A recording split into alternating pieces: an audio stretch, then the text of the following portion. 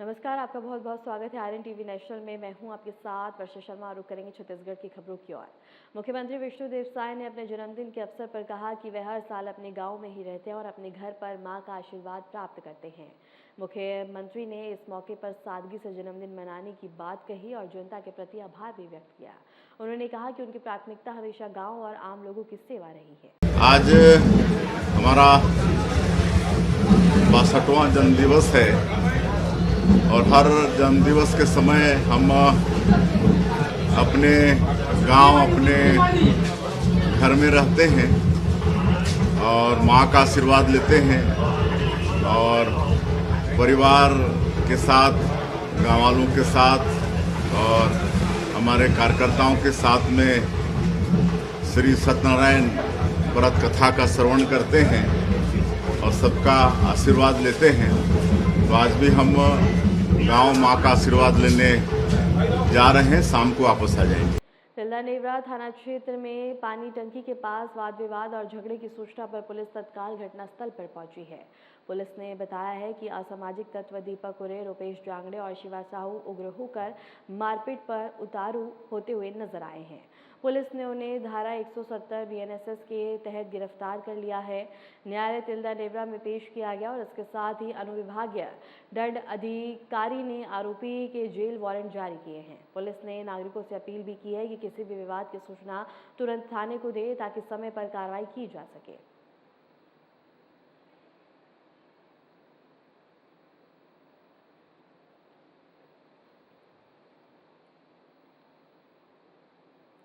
जिले के खंडवा विकासखंड क्षेत्र में प्रधानमंत्री ग्राम सड़क योजना के तहत 3 करोड़ 29 लाख रुपए की सड़क महज 15 दिनों में बता दें कि खराब होती हुई नजर आई है। स्थानीय ग्रामीण और तस्वीरों के अनुसार सड़क का निर्माण गुणवत्ताविहीन और मनमाना तरीके से किया गया, मानो केवल डामर की पतली चादर मिट्टी पर बिछाई गई हो। इससे पहले क्षेत्रीय विधायक और प्रदेश के स्वास्थ्य मंत्री श्याम बिहारी जायसवाल ने सड़क निरीक्षण के दौरान कहा था कि बीजेपी सरकार में गुणवत्ता से कोई समझौता नहीं होगा और गुणवत्ताहीन काम कार्य करने वालों पर सख्त कार्रवाई जरूर की जाएगी।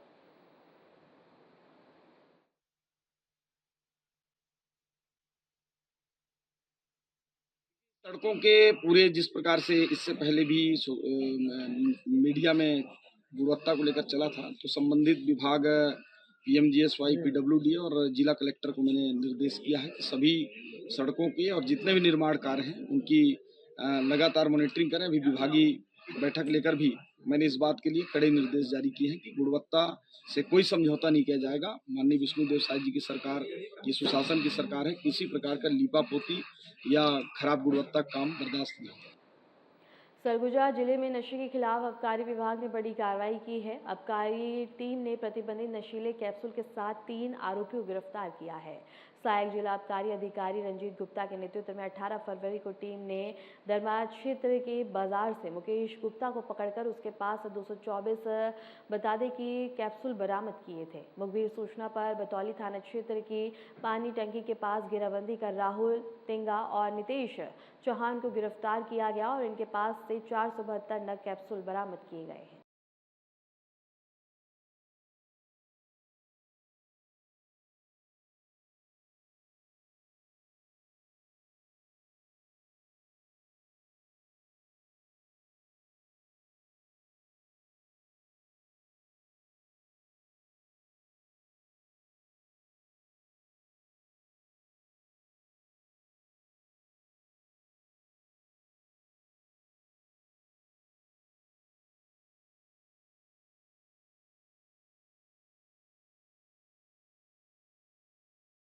आपका क्या नाम है, कौन से गांव के निवासी हैं? गौरी यादव नाम है मेरा, जमदारा में रह रही हूँ अभी फिलहाल पे। क्या हो गया आप लोगों के साथ? हम लोग के साथ में हुआ कि रात में गए थे हॉस्पिटल, वहाँ कुछ डॉक्टर लोग से चीज नहीं मिला सहायता। कब रात में गए थे आप लोग? मंगलवार को। अच्छा, कितने टाइम गए थे? 11 बजे। अच्छा, किस लिए गए थे आप? वही हॉस्पिटल गए थे, बच्चा नहीं हो रहा था। अच्छा, तो डॉक्टर लोग आके देखे थे? कोई नर्स उस आके देखा था? नहीं आए थे कोई। कौन देख रहा था? तो फिर आप जो वहाँ काम करती हो आई थी बस। क्या नाम है, उसको जानते हैं? नहीं, नाम नहीं जानती हूँ। अच्छा, फिर कब डिलीवरी हुआ आपका? बुधवार को सुबह। बुधवार को सुबह कितने टाइम? 7 बजे। अच्छा, तो उस समय डॉक्टर थे वहाँ? जब डिलीवरी हो रहा था तब नहीं थे, बच्चा फंसा तब आए। अच्छा, फिर क्या हुआ? फिर वही डॉक्टर निकाले, बच्चा फंसा था तो। फिर? फिर उसके बाद बच्चा का मौत हो गया। उसके बाद आई थी नर्स एक ठी, बाद में आई लेकिन। फिर कैसे किया आप लोग? यहाँ घर कैसे पहुँचे आप लोग? घर मेरा बाद में छुट्टी हुआ, जब उसको वहाँ ले गए दफनाए, उसके बाद में मेरा छुट्टी हुआ तब यहाँ आई। अच्छा, तो बच्चे को जैसे बॉडी को कैसे लेके आया, करके आया?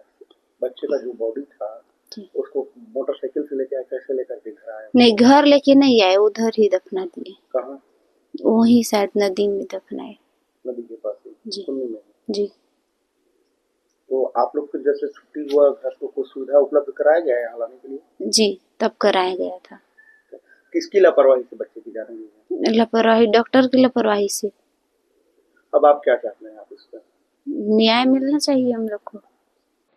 दुर्ग पुलिस ने सहयोग से भिलाई इस्पात नगर में बाल कल्याण पुलिस अधिकारियों के लिए रेंज स्तरीय कार्यशाला आयोजित की है। कार्यशाला का उद्देश्य अधिकारियों को अपराधों से बच्चों के संरक्षण और किशोर न्याय कानूनों पर प्रशिक्षण देना था। इसमें पीओसीएसओ और किशोर न्याय अधिनियम, एफआईआर दर्ज करने की प्रक्रिया, बच्चों के बयान लेने की तकनीक और चाइल्ड पुलिसिंग पर मार्गदर्शन दिया गया है।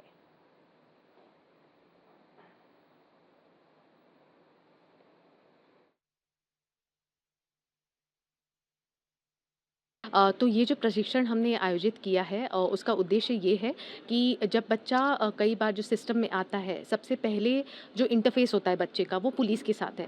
तो पुलिस को क्या कार्यवाही करनी चाहिए किशोर न्याय अधिनियम के तहत, उसके बारे में हमने डिटेल से चर्चा करी है। और ये भी कोशिश है कि सारे डिपार्टमेंट्स जो है मिल करके एक बच्चे के साथ किस तरह से उस बच्चे के पुनर्वास के लिए काम करे। तो चाहे वो बाल कल्याण समिति है, फिर किशोर न्याय बोर्ड है, उसके लोग किस तरह से मिल करके हम लोग सब कोई ज़िला स्तर पे बच्चे के साथ एक सामंजस्य से मिल करके किस तरह से काम कर सकते हैं। तो उस पे बहुत चर्चा हो रही है और अच्छा लग रहा है कि बहुत सारे सवाल निकल के आ रहे हैं, क्योंकि विषय भी गंभीर है। बहुत सारे समस्या निकल के आ रही है, चैलेंजेस, और वो वास्तविक तौर पे इम्पोर्टेंट है कि सबको वो मौका मिले एक दूसरे से बात करके कि किस तरह से कोऑर्डिनेशन बेटर किया जाए ताकि बच्चे को हम पूरा सपोर्ट कर पाएँ। थोड़ा सा डिफाइन कर दें, क्या चैलेंजेस दिख रहे हैं? मेरे ख्याल से पुलिस के लिए एक सबसे बड़ा चैलेंज ये भी होता है कि कॉन्स्टेंटली ड्यूटी पे रहते हैं, लोग ट्रांसफ़र होते हैं, तो एक जो डेजिग्नेटेड लोग होते हैं जो बच्चों के लिए, बच्चों के हित के लिए काम करें, तो उनके लिए थोड़ा सा दिक्कत होता है कि कई बार कानून को आप समझना शुरू करते हैं, क्योंकि बच्चों का कानून थोड़ा सा अलग है किशोर न्याय अधिनियम के, जिसके बारे में हम प्रशिक्षण कर रहे हैं। तो उसके बारे में जब चर्चा करते हैं तो कई बार जब ट्रांसफ़र हो रहा है तो उसमें भी फिर कई बार लोगों को थोड़ा टाइम लगता है समझने में। और उसके साथ साथ ये भी कि कई बार बहुत सारी चीज़ों के बारे में हमको नॉलेज नहीं होता, तो उसके कारणवश जो ये होता है कि कोऑर्डिनेशन में थोड़ी कमी आती है। तो ये ज़रूरी है कि हम बच्चों के बारे में भी थोड़ा सा कानून के बारे में जानकारी और प्रशिक्षण। कलेक्ट्रेट सभा कक्ष में स्तरीय सावधानी और निगरानी समिति की समीक्षा बैठक आयोजित की गई। बैठक में जिले में स्वास्थ्य, शिक्षा, पेयजल, सड़क जैसी बुनियादी सुविधाएं और सभी योजनाओं के क्रियान्वयन की प्रगति की विस्तृत समीक्षा की गई। बैठक में रायगढ़ सांसद राधेश्याम और जांजगीर चांपा सांसद कमलेश जांगड़े ने अपने अपने अनुविभाग की योजना की समीक्षा की है। अधिकारियों को निर्देश दिए गए कि सभी योजना का प्रभावी क्रियान्वयन सुनिश्चित किया जाए और किसानों को समय पर लाभ मिले।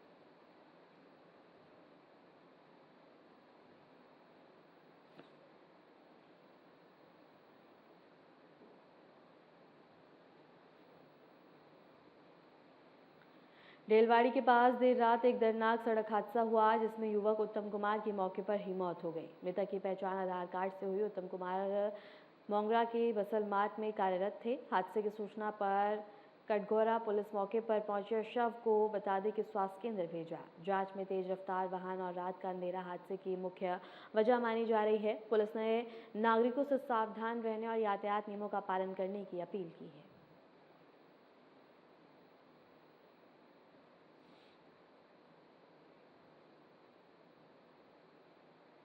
मुंगेली के पथरिया में अवैध रूप से संचालित लाल ईंट भट्टे का मामला तूल पकड़ता हुआ नजर आ रहा है। जिला कलेक्ट्रेट में आयोजित जनदर्शन कार्यक्रम के दौरान शिकायतकर्ता दिनेश ने कलेक्टर को आवेदन सौंपकर अवैध भट्टों की जांच और सख्त कार्रवाई की मांग की है। इसके अलावा बता दें कि वैध व्यवसायियों को आर्थिक नुकसान का सामना करना पड़ रहा है और ऋण किस्त जमा करना मुश्किल हो रहा है। कलेक्टर ने मामले की गंभीरता को देखते हुए संबंधित अधिकारियों को उचित कार्रवाई करने के निर्देश दिए हैं।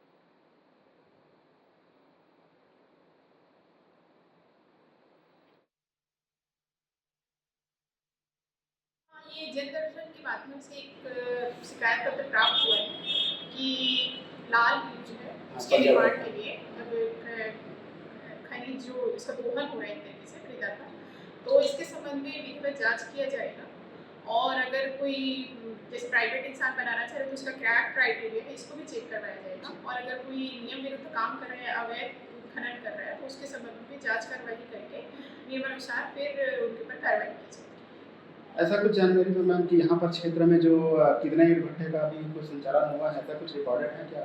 ऐसा रिकॉर्ड है, खनिज विभाग के पास रहता है तो उसको भी एक बार जांच करा दिया जाएगा और जो विधिवत जो ईंट भट्टे का संचालन कर रहे हैं उनका थोड़ा तो ठीक है, लेकिन अगर जो अवैध रूप से संचालित किया जा रहा है उनके ऊपर कार्रवाई की जाएगी। मैं कलेक्टर जनदर्शन इसलिए पहुंचा हूं कि मैं वैभव फ्लाईएश ब्रिक्स प्रोपाइटर हूं और हमें गवर्नमेंट सब्सिडी लेके तो ईंट भट्टे का संचालन कर रहे हैं, मगर तत्काल में आसपास पंजे भट्टे जो लाल ईंट का धंधा कारोबार है वो बहुत अवैध रूप से फल फूल रहा है। मैं चाहता हूं उनके ऊपर कार्रवाई हो, उचित कार्रवाई हो, उनकी जब्ती बनाया जाए, क्योंकि हम तो लोन लेके सरकार के सारा चीज़ सब्सिडी वगैरह सब ले हैं, दे रहे हैं, उनका टैक्स वगैरह दे रहे हैं, सेल टैक्स दे रहे हैं, तो जो शासन के मापदंड पे हम खरा उतर रहे हैं, मगर आज हमारा रोजी रोटी पर बात आ गया है, क्योंकि अवैध इतना भट्टा संचालित है वहाँ पे कि हम कहा जाए 1000 नहीं बिक्री है, ऐसी स्थिति है। बिजली बिल नहीं पटा पा रहे हैं, लोन नहीं पटा रहे हैं, हमारे घर बैंक वाले पहुँच रहे हैं, ऐसी स्थिति है। तो मैं माननीय कलेक्टर महोदय से निवेदन करूंगा कि वो कार्रवाई करें। अच्छा, शिकायत देते वक्त अधिकारी साहब की बातचीत हुई क्या? हाँ मैडम, कलेक्टर साहब तो नहीं थे उस समय, मैडम थे, बोले कि नहीं उचित कार्रवाई करेंगे, ऐसा करके मुझे वो दिया। मैं दिनेश कुमार ढरिया, ग्राम पंचायत लौदा। दुर्ग में देश के पहले साथी बाजार के निर्माण कार्य का औस्तापूर्ण भूमि पूजन संपन्न हुआ है। यह परियोजना दुर्ग श्री किसान प्रोड्यूसर कंपनी लिमिटेड संचालित करेगी। कार्यक्रम में मुख्य अतिथि कृषि मंत्री रामविचार नेताम, शिक्षा मंत्री गजेंद्र यादव, विधायक ललित चंद्राकर और राज्य बीज निगम अध्यक्ष चंद्रहास उपस्थित रहे हैं।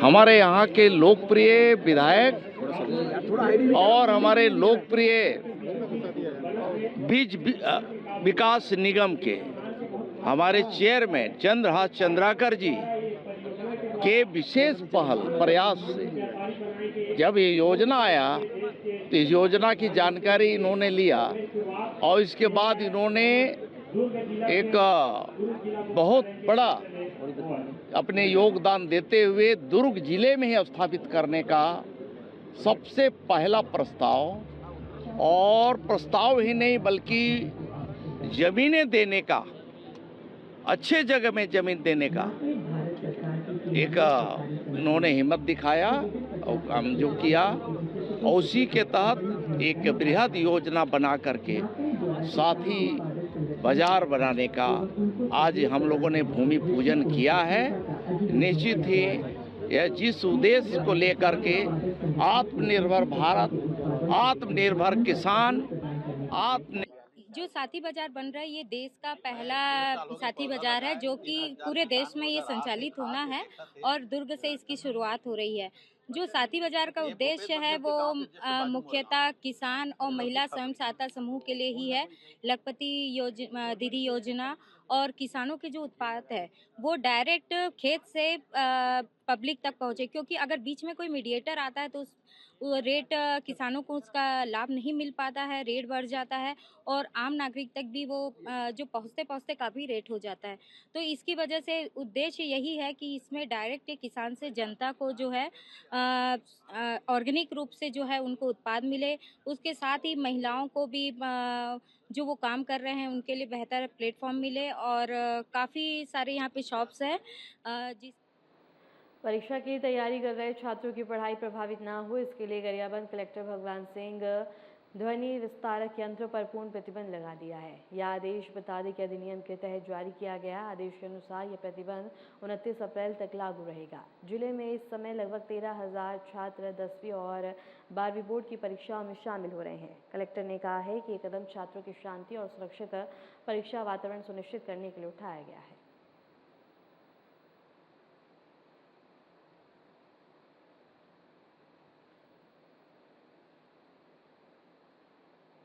कोरबा के कटघोरा में देर रात एक ट्रांसफार्मर में शॉर्ट सर्किट के कारण भीषण आग लग गई। आग इतनी तेज थी कि ट्रांसफार्मर के नीचे खड़ी कार पूरी तरह से जलकर खाक हो गई।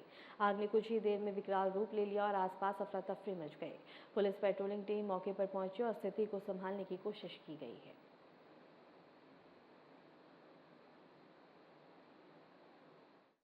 2:30 बजे की घटना है।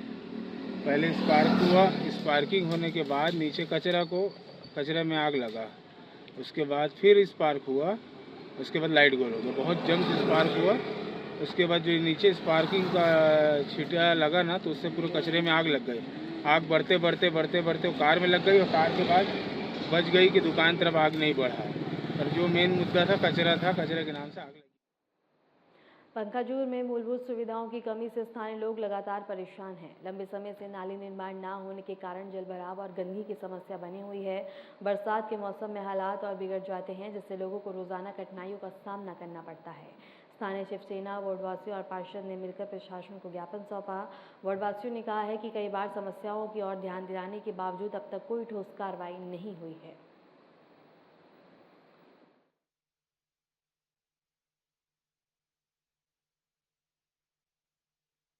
आप पार्षद क्या बोलना चाहेंगे इस बारे में? ये जानकारी मैं अपने सीएम सर को दिया हूँ। अब नाली का जो मांग पुराना है। 2009 या 10 का मुद्दा है नाली का। पहले पूरा और बस विरोध था, अब कुछ लोगों द्वारा नाली निर्माण के लिए बाधाएं डाल जा रहा है। कई बार शासन को इसको जानकारी दी गई, एसडीएम सर को, सीओ सर को, नगर पंचायत अध्यक्ष को, सभी पार्षद लोगों को, उपाध्यक्ष को सबको जानकारी है। नाली का काम जल्द से जल्द चालू हो जाएगा। श्रीमती दीपाली विश्वास। कहाँ के रहने वाली हैं? मैं पुराना बाजार पखानजोर वार्ड नंबर 2 के रहने वाली हूँ। क्या दिक्कत है मैम यहाँ? मेरा सबसे बड़ा दिक्कत है, मेरा पूरा मोहल्ला का दिक्कत है। यहाँ नाली का बड़ा प्रॉब्लम है। ये नाली नहीं बन पा रहा है, रास्ता नहीं बन पा रहा है। इसके लिए ना हम सब परेशान है। पूरा कचरा धो के बाहर से निकाल के पूरा रास्ते में अपने अपने घर घुस जा रहा है। तो आप लोगों ने कभी नगर पंचायत को इसकी शिकायत? हम कई बार शिकायत कर चुके हैं। बाकी हमको कलेक्टर जाना बाकी रह गया है। बाकी तो हम सब अभी क्या चाहती हैं आप? अभी हमको बस तुरंत नाली बने, यही चाहते हैं कि नाली बने। वार्ड क्रमांक 2 का भी मैं प्रमुख हूँ और पुराना बाजार कमेटी का भी मैं अध्यक्ष हूँ। अच्छा, वार्ड क्रमांक 2 में क्या समस्याएं हैं? समस्या नाली का समस्या है। और बहुत दिन से ऐसा सुनने में आया कि नाली स्वीकृत हो गया, लेकिन रास्ते का चौड़ीकरण कम होने की वजह से। सरगुजा जिले के बतौली में एक दर्दनाक सड़क हादसा हुआ है, जिसमें बता दें कि 12वीं बोर्ड परीक्षा देने जा रहे एक छात्र की मौत हो गई है। घटना शांतिपारा के बीच हुई, जब छात्र की मोटरसाइकिल का संतुलन बिगड़ गया और वह करीब 20 मीटर तक घसीटती चली गई। मृतक छात्र बलकोटा निवासी निशांक एका बताया जा रहा है। हादसे में उसके साथ बैठा छात्र भी बता दें कि गंभीर रूप से घायल हुआ है, जिसे बेहतर इलाज के लिए अंबिकापुर रेफर कर दिया गया है।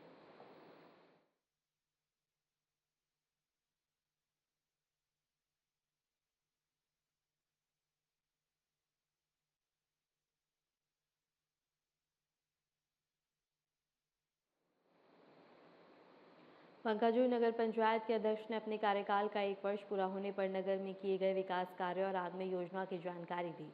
अध्यक्ष के अनुसार बीते 1 साल में विभिन्न वार्डों में लगभग 10 करोड़ रुपए के विकास कार्य संपन्न किए। नगर में भवन निर्माण, सामुदायिक ढांचे, स्वच्छता और पेयजल व्यवस्था पर विशेष ध्यान दिया गया। कचरा प्रबंधन सुधारने और जल संकट को देखते हुए बोर खनन और पानी की उपलब्धता सुनिश्चित करने के प्रयास किए गए। अधूरी सड़कों और नालियों के लिए करीब 2 करोड़ रुपए की राशि खर्च की जा रही है।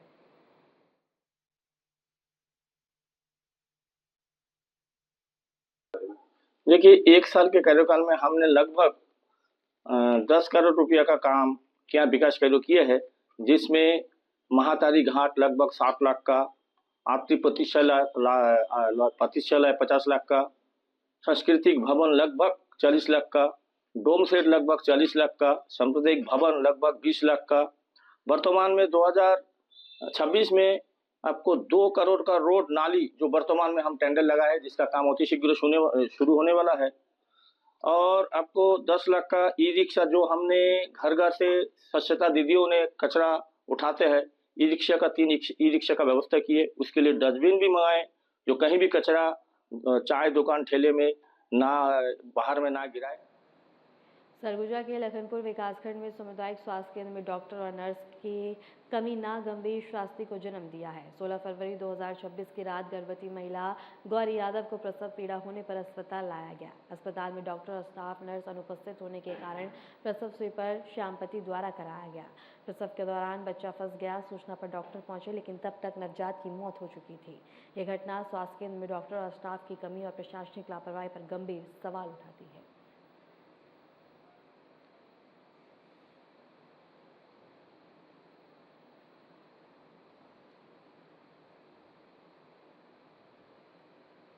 फिलहाल के लिए छत्तीसगढ़ की खबरों में इतना ही, और ऐसे ही छत्तीसगढ़ की तमाम खबरों को जानने के लिए देखते रहिए आर्यन टीवी नेशनल।